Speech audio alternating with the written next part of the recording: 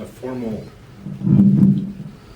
PowerPoint. I just had a bunch of pictures on my phone. I thought I'd just pull them off my phone and slide through them as we go through it, and I talk about what we did. Excuse me. On the first, I left for another man and I, Buddy Falkenberry. We went to Ethiopia for about 10 days. We got home on the 10th anyway. We've been, in 2019, we drilled a well at at a village where we have a church. And you know what, this was in November of 2019. And you know what happened in January of 2020? And so this well's been sitting with people needing water, but we couldn't get down there to put a pump in. I actually had taken a pump down there, anticipating getting to put it in, but it hadn't been drilled whenever I was there in the summer of 19. So it's been sitting at the guest house there at the church for 2 years now, but we got the word that you could get there with minimal problems with flying with COVID restrictions and things. So kind of last minute, really about 3 days, from the time when we got the go to I was on a plane, but we went down and put a well in, and we spent the majority of our time putting in the well because we had to build frames around it, and I'll just show you some of the pictures as we go. Oops, I sat too long. I guess I'm gonna have to. It's up. Is it up? Okay. All right.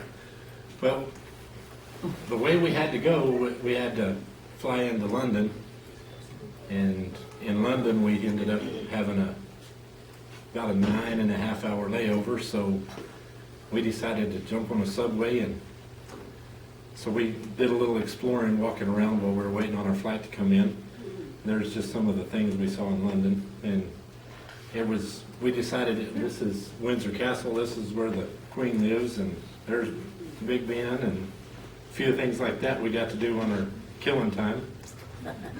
But that's better than sitting in an airport doing nothing. But anyway, we got lots of pictures of, and about half of these pictures are buddies, and 3/4 of them were buddies, and a quarter of mine, I'm not a very good picture taker. I don't remember to do it until later, and I think, man, I should have taken a picture of that. But Buddy sent me a lot of these pictures every night when we get back to the house, and we'd bump them across. But anyway, this is our kitchen where we stay. It's in the guest house. That's all of the food that we brought with us in our suitcases.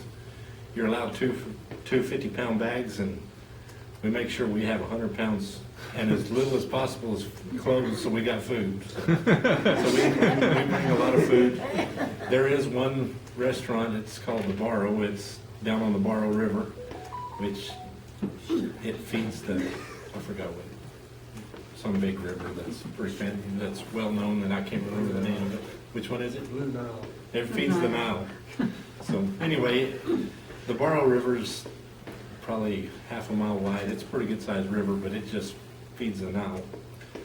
But we go down there once a night, not really for the food, because the food's decent, but the best thing about it is we have internet there and we can communicate with home. But the problem is that's like, when we're going to bed, it's about 3 o'clock in the morning, so it's with that 9 or 10, I think it's 10 hours difference. So you have to plan your trips to the Barrow just so you can not wake your wife up when you call in to say hello. So anyway, that's all the food we brought with us, and this is the basketball court that we built in 2017 or 2018. Which one was it? 18. That one cost $250 for that. It's a full-size court. Wow. And they paid two guys about $50 to mix all that cement by hand with a shovel, and but that's probably the best thing we could have ever done for our mission down there. by doing that, it's got a goal on both ends. There's probably 100 to 150 people there every night to play basketball.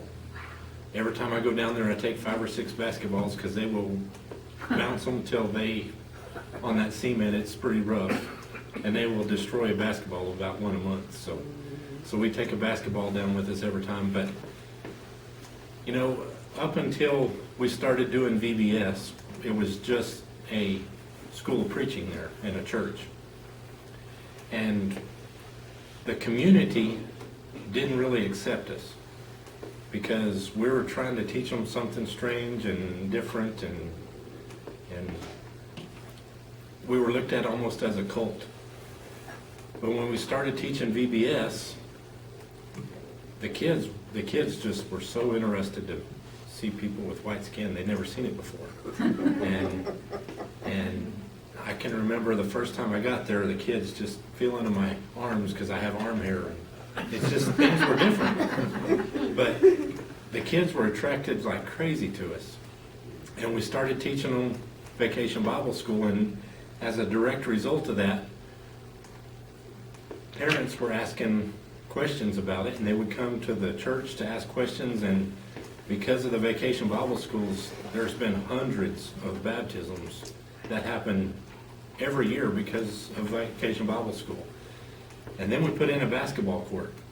And now anybody from 14 years old to 25, they're at the church every day.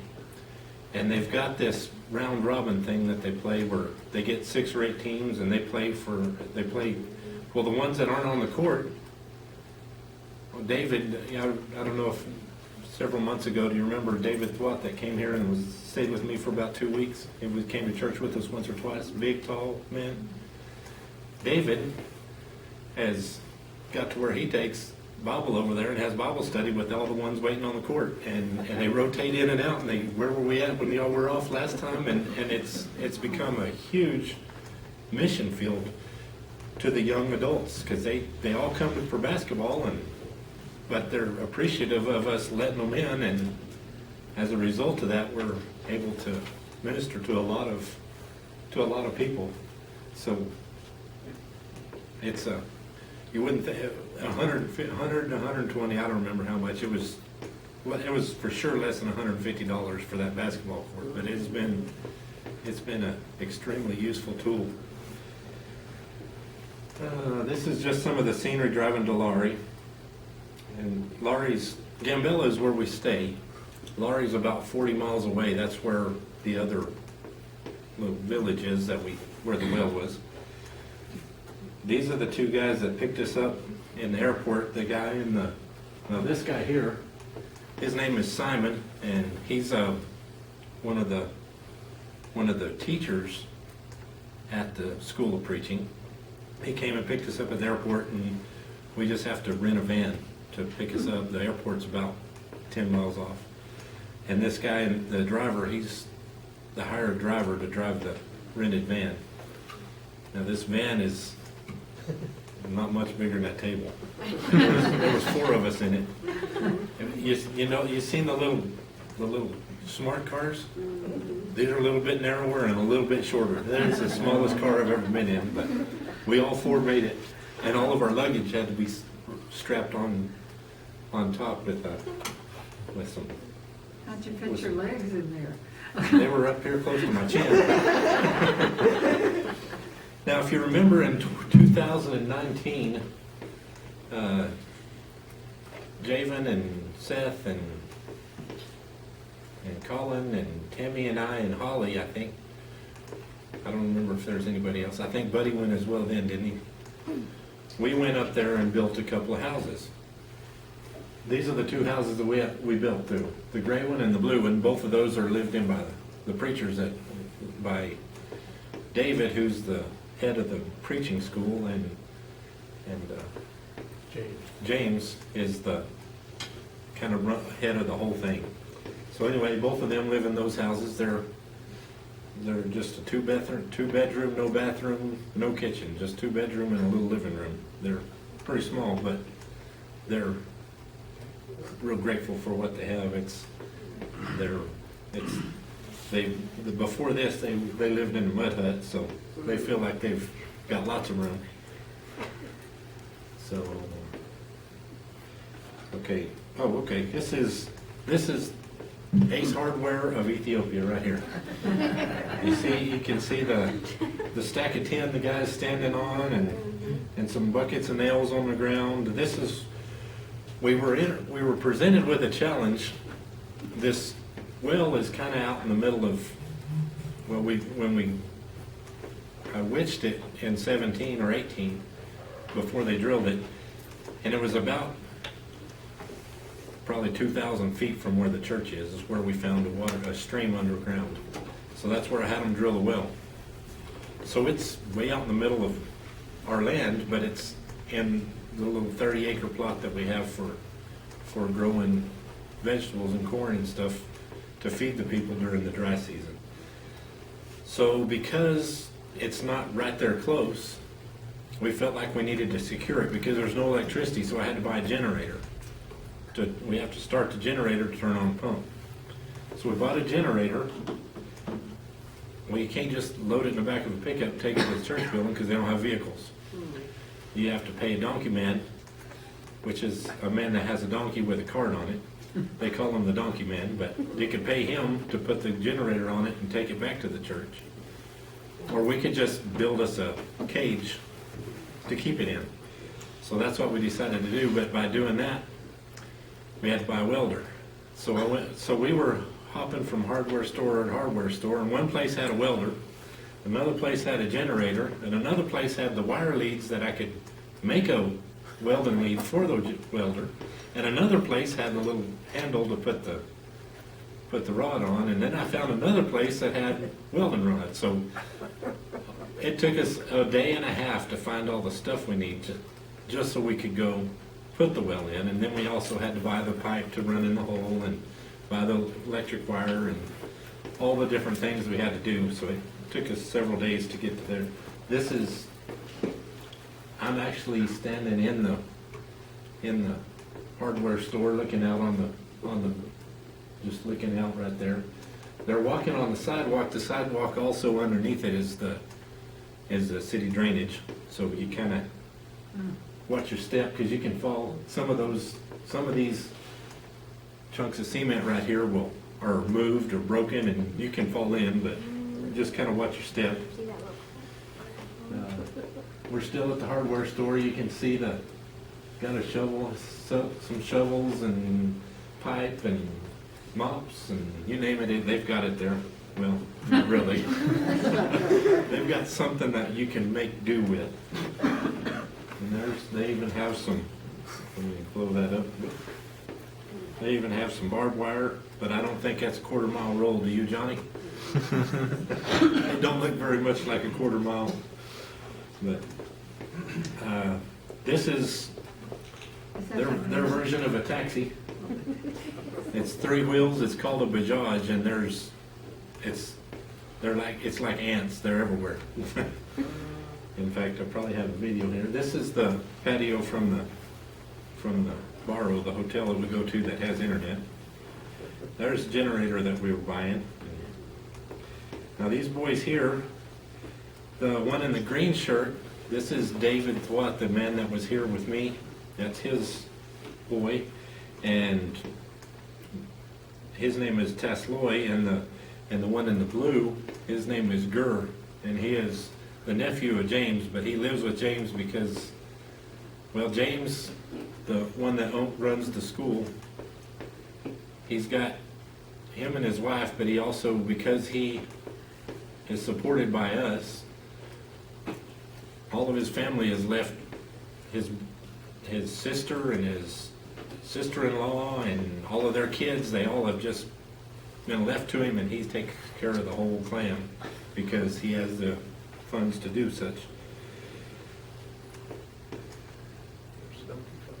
Okay, this is in the van that we rented on our way to Laurie.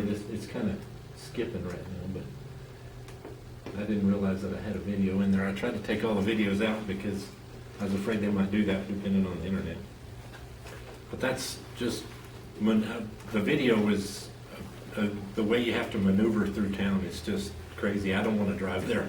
I mean, the church has a Bajaj we bought several years ago, and I've taken it, you know, whenever we take a large group, everybody goes down to the Barrow at night to eat, and it's about a mile walk, so a lot of times I'll take the Bajaj and run back and forth, but it makes me pretty nervous, and it draws a lot of attention for this big guy driving this little car.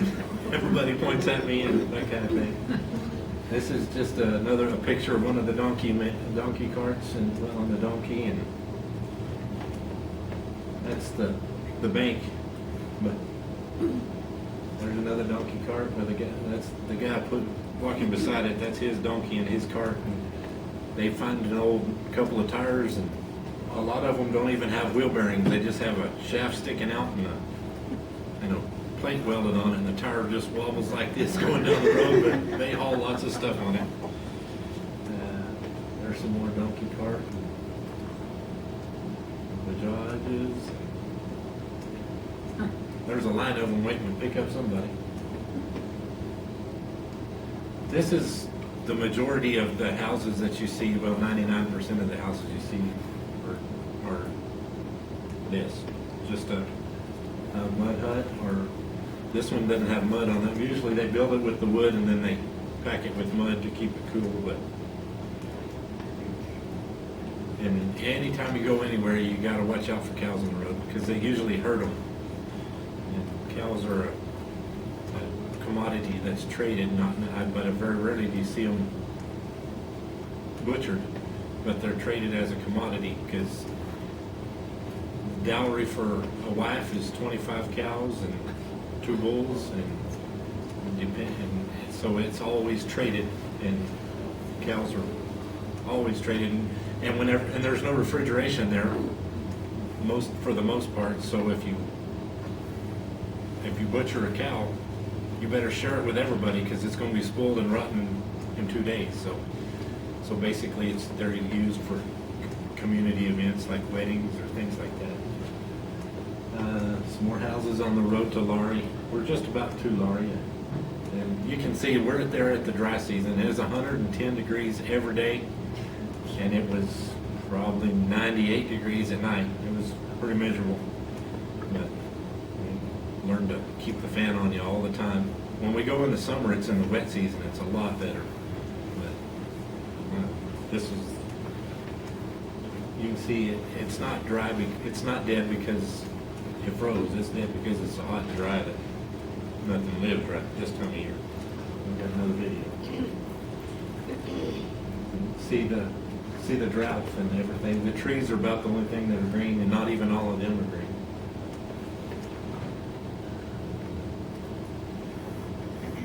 Now this is what the well looked like when we got to it.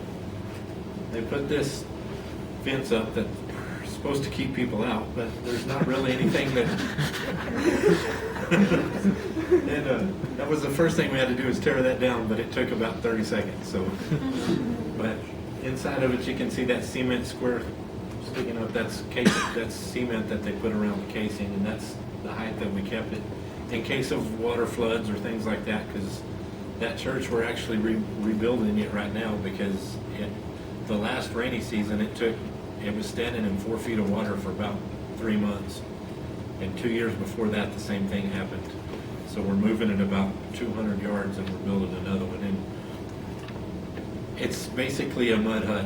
It's got eucalyptus poles for walls and then filled with mud or troweled cement, and then kind of covered with a stucco, and then it has a metal roof on it. So they're not a real expensive. We built a church building. About 5 of them will fit in this room. They cost about $2,000 a piece. So they're fairly inexpensive to build. We decided we keep tearing this one up, then they don't get to even have a church building for 4 months because it's underwater. So we're moving it to another location, and they started work on it. I got a call from here, the preacher there, and he said that they had started this week on the new building, so it'll be up soon. So that's what we started off with, and you can. That's what the ground looks like everywhere right now. Those cracks are wide enough, I can stick 3 fingers in this way, not this way. They're huge cracks, and they're, when you look down in them, they're probably 3 foot deep. It's unbelievable how dry and cracked that ground is right now. It's just super dry.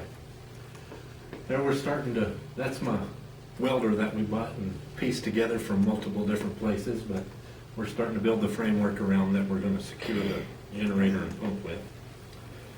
And there's some more of it. And I guess it's the same picture somehow. It's coming together a little bit.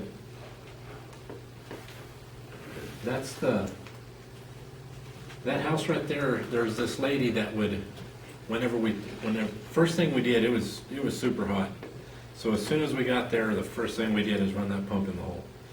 And the pump is 87 meters deep, which is, roughly times 3, a little less than 300 feet deep. So we carried this coil of pipe.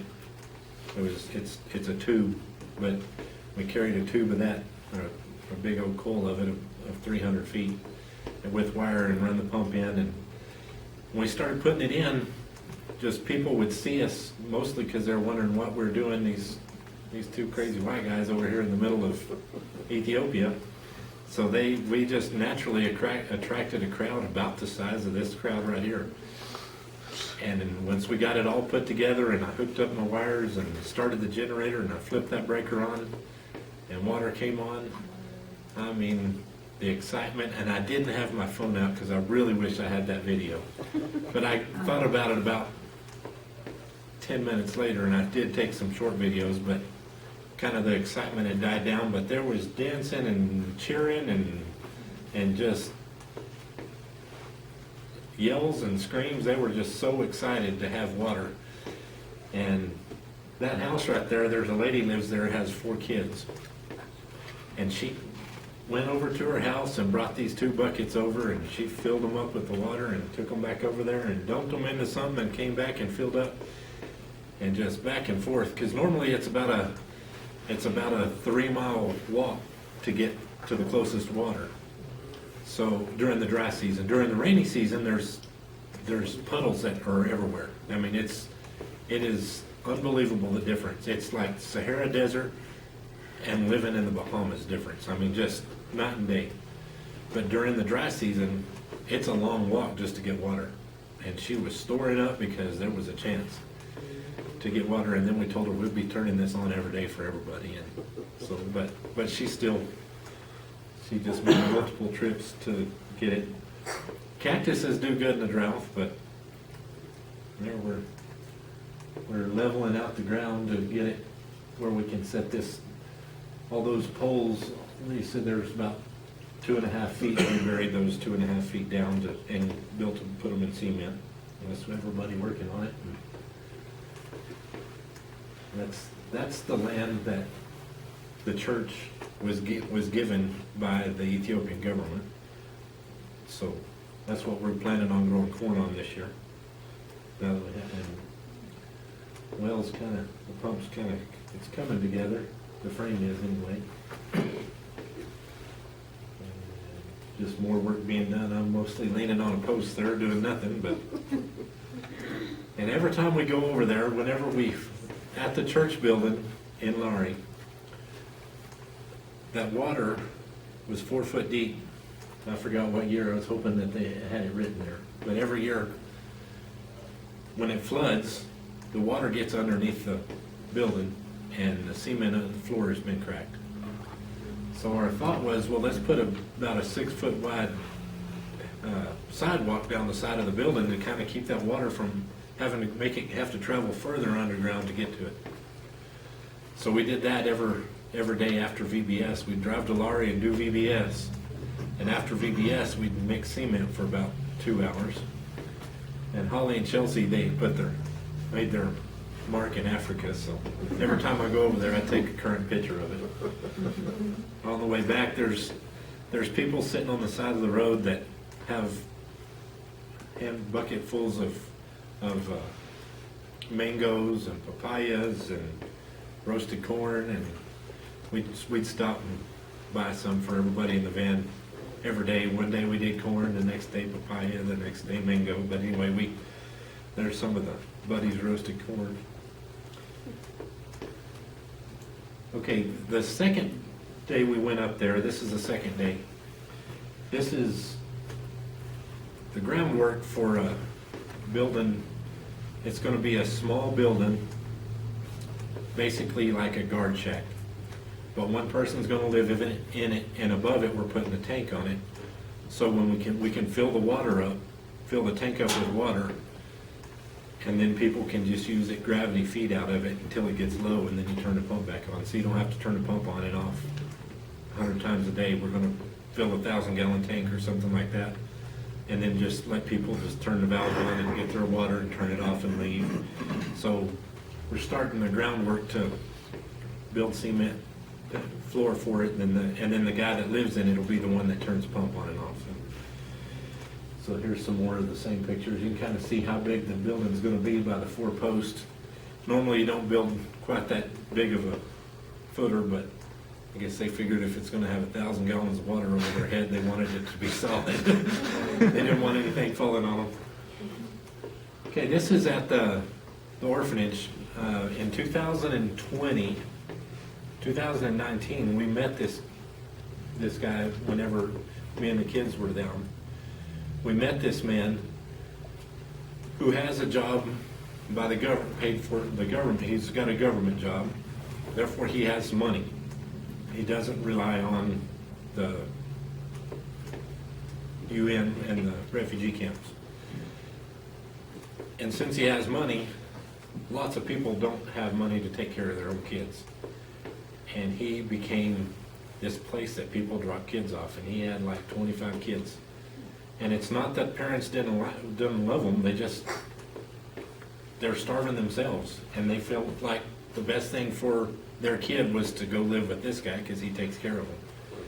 Well, he's also a member of the church, and because of his government job, he had some influence, and he talked to the city officials, and we were given an acre of land, well, 1 hectare of land right there, right next to where he lives.